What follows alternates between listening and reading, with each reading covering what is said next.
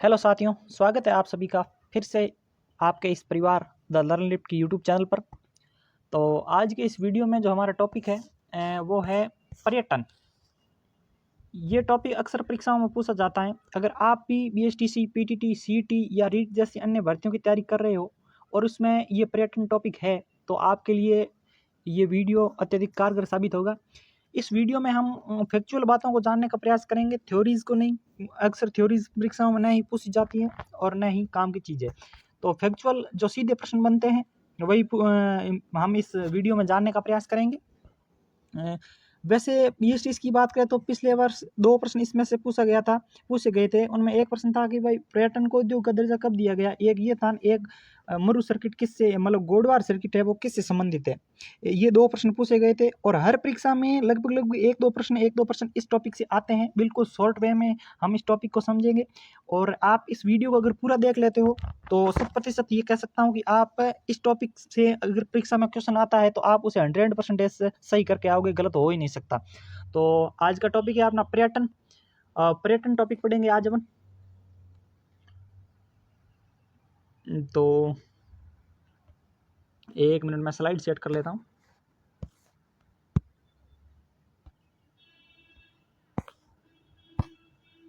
हाँ, पर्यटन टॉपिक।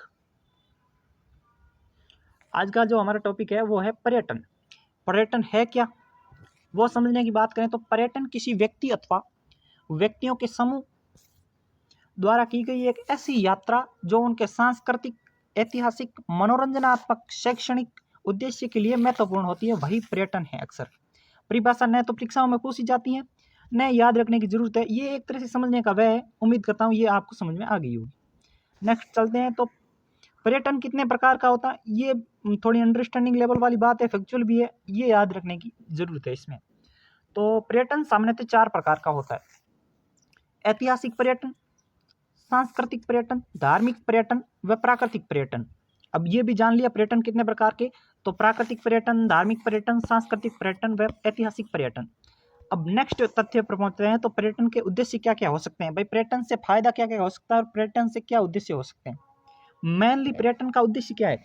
तो पर्यटन का उद्देश्य है तो भाई प्राकृतिक धरोहर है जो कि मतलब कई सदियों से चली आ रही है, जो हमारी पुरखों की है, वो एक तो संरक्षित हो सकती है। और दूसरा बात करें तो ये ऐतिहासिक विरासत को संरक्षित करता है, जिसमें किले, स्मारक वगैरह आगे उसको भी संरक्षित करता है। नेक्स्ट पढ़ें तो ये विदेशी मुद्रा है वो अर्जित करता है, क्योंकि विदेशी जो लोग भ्रमण करते आते हैं वो मुद्रा वो अर्जित करने का कार्य भी एक पर्यटन माध्यम है अच्छा खासा। चौथा पॉइंट है वो रोजगार के नए अवसर का जो सर्जन होता है। भाई उन एक पर्यटन से रोजगार के अवसर भी सर्जित होते हैं। उसमें जैसे कि समझने की बात करें तो वाहन हो गए या फिर अन्य कोई जो जैसे कि किले वगैरह में कोई घूमने आता है तो उनके बारे में एक जानकारी देने का कार्य करता है। वो भी एक रोजगार का अवसर मिलता है उस व्यक्ति को भी।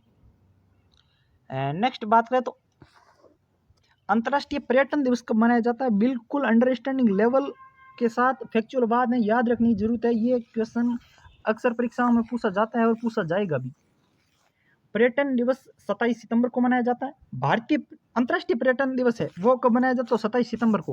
अब नेक्स्ट क्वेश्चन, भारतीय पर्यटन दिवस है वो कब मनाया जाता है? तो भारतीय पर्यटन दिवस है वो 25 जनवरी को मनाया जाता है। ये इन दो चीज़ों में कॉम्बिनेशन आपको दिख रहा होगा। और नेक्स्ट हमारा पॉइंट है, ये पिछली साल बीएसटीसी में पूछा गया था कि पर्यटन को उद्योग का दर्जा कब दिया गया? 4 मार्च 1989 को मोहम्मद यूनुस खान समिति के द्वारा 4 मार्च 1989 को इस मोहम्मद यूनुस खान समिति की सिफारिश पर पर्यटन को उद्योग का दर्जा दिया गया। ये बात आप याद रखो, कोई मतलब जरूरी नहीं, ये तो पूछा ही जाता है कब दिया गया, 4 मार्च 1989 को। वैसे एक तरह से याद भी रख सकते कि किस समिति की सिफारिश, तो मोहम्मद यूनुस खान समिति की सिफारिश पर पर्यटन को उद्योग का दर्जा दिया गया। राजस्थान में पर्यटन विकास के लिए 1956 में राजस्थान पर्यटन विभाग की स्थापना की गई। ये अच्छा प्रश्न है कि राजस्थान पर्यटन विभाग की स्थापना कब की गई? तो 1956 में की गई। नेक्स्ट कहे तो राजस्थान में पर्यटन को बढ़ावा देने हेतु 1 अप्रैल 1979 में आरटीडीसी राजस्थान पर्यटन की स्थापना की गई। नेक्स्ट स्लाइड में भाई आरटीडीसी की जो है मतलब स्थापना है वो कब की गई? तो 1 अप्रैल 1979 को की गई।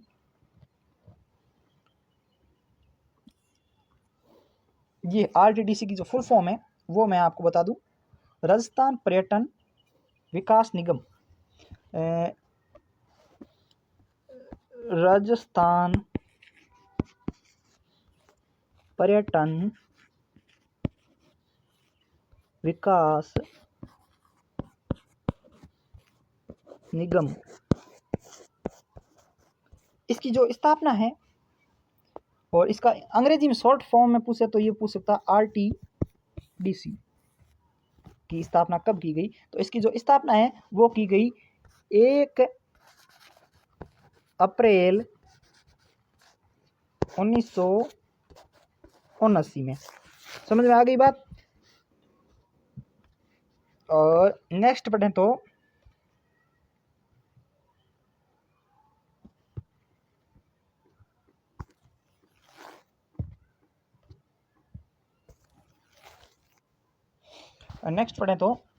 ये मतलब पर्यटन विकास की एक शीर्ष संस्था है RTDC। ये तो आपको बात पता ही है। वैसे राजस्थान में पर्यटन हेतु सर्वाधिक विदेशी पर्यटक किस माह में आते हैं? तो नवंबर माह में, याद रखने योग्य बात है। और सर्वाधिक देशी पर्यटक है वो अगस्त माह में आते हैं। नेक्स्ट बात करें तो राजस्थान में सर्वाधिक विदेशी पर्यटक कौन से स्थान पर आते हैं? तो वो आते हैं जयपुर। 2 मिनट में स्लाइड सेट करता हूँ।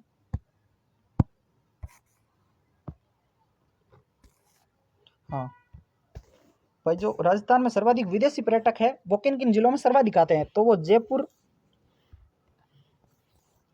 उदयपुर और अजमेर जिलों में जो विदेशी पर्यटक है वो सर्वाधिक आते हैं। और जब देशी पर्यटक है वो कौन से जिलों में सर्वाधिक आते हैं? तो अजमेर, मेनली पुष्कर हो गया, सीकर हो गया और सवाई माधोपुर है। इन जिलों में जो देशी पर्यटक है वो सर्वाधिक आते हैं। विदेशी पर्यटक है वो जयपुर, उदयपुर व अजमेर में सर्वाधिक आते हैं। ये भी फैक्चुअल बात थी जो हमने समझ ली। नेक्स्ट हमारा जो तथ्य है वो राजस्थान में सर्वाधिक पर्यटक किन देशों से आते हैं? तो राजस्थान में सर्वाधिक पर्यटक है वो फ्रांस व अमेरिका देशों से आते हैं। और राजस्थान, भारत का जो पर्यटन स्लोगन है, भारत का वो पर्यटन स्लोगन क्या है? तो भारत का जो पर्यटन स्लोगन है वो है अतिथि देवो भवे। अतिथि देवो भवे। अब पढ़ेंगे RTDC के लोगो व मोनोग्राम।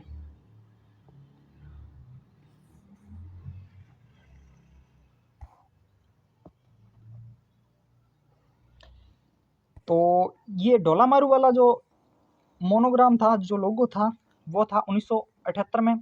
फिर 1993 में पधारो हमारे देश किया गया। और 2008 में रंगीला राजस्थान रहा। और जाने क्या दिख जाए ये मोनोग्राम 2016 में पधारो हमारे देश, इसको पुनः किया गया। तो वो 2019 में किया गया, पहले था 1993 में। और राजस्थान में 10 पर्यटन परिपथ है। वो अक्सर ये गोडवाड़ सर्किट है, मैं आपको बताऊंगा, इसमें आएगा। वो अभी STC में पूछा गया था, वो मैं आपको बताऊंगा। जो इसमें मरु सर्किट है वो किसे कहा जाता है? ये सर्किट अक्सर परीक्षाओं में पूछा जाता है भाई, सिक्योरिटी सर्किट किन किन जिलों में विस्तृत है? तो उनमें आप बताओगे चूरू, झुंझुनू, सीकर। मरु सर्किट है वो किन जिलों में विस्तृत है? जैसलमेर, बीकानेर, जोधपुर। तो इन्हें पढ़ते हैं। अब वो मरु सर्किट है वो जैसलमेर, बीकानेर, जोधपुर का क्षेत्र है, उसे मरु सर्किट कहा जाता है। सिक्योरिटी सर्किट किसे कहते हैं? चूरू, झुंझुनू का क्षेत्र है, उसे सीकर मतलब उसे सिक्योरिटी सर्किट कहा जाता है।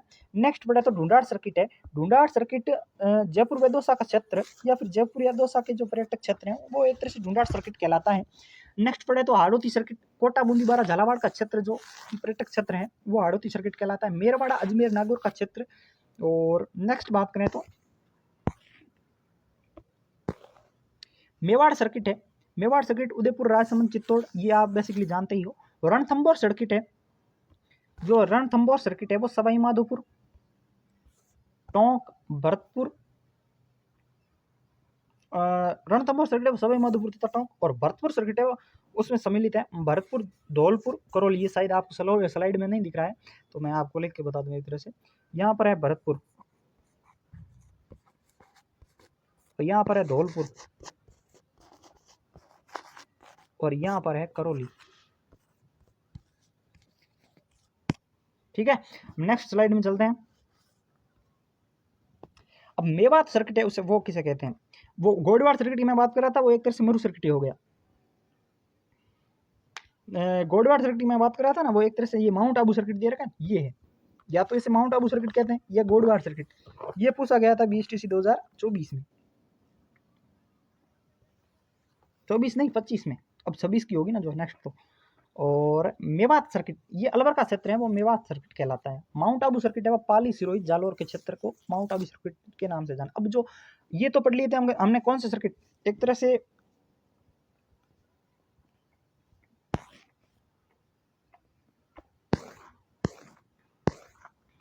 RTDC के जो लोगो था वो पढ़े। उसके बाद में ये पर्यटन परिपथ थे एक तरह से। अब धार्मिक पर्यटन परिपथ है वो पढ़ने का प्रयास करेंगे हम। धार्मिक पर्यटन परिपथ में बुद्धा सर्किट, जयपुर झालावाड़ का क्षेत्र है वो धार्मिक सर्किट के आधार पर कहें तो बुद्धा सर्किट कहलाता है। भरतपुर धौलपुर का क्षेत्र ब्रज सर्किट कहलाता है। कृष्णा सर्किट, कृष्णा सर्किट में जो जिले सम्मिलित हैं वह है जयपुर, सीकर, दौसा संभाग के जिले। कृष्ण मंदिर को जोड़ने वाला सर्किट है ये एक तरह से।